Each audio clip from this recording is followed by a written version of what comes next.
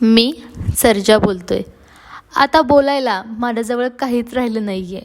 कारण माझा मालक, माझ्या काळचा तुकडा, माझा मित्र मला सोडून गेला.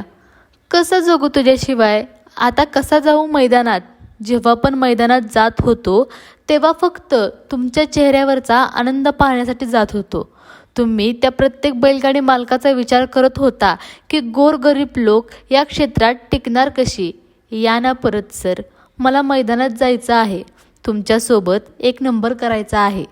तुमच्यासाठी या ना सर परत.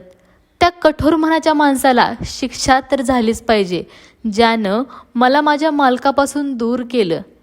काय गुन्हा होता माझा की सर तुम्ही मला सोडून गेला?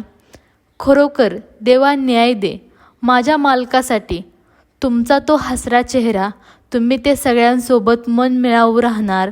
काय रे देवा, का नेलंस रे माझ्या मालकाला?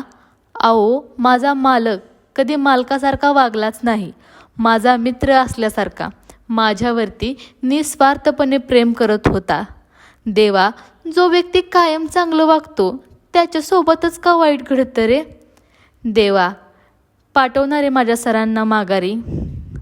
माझा मालक. Miss you sir.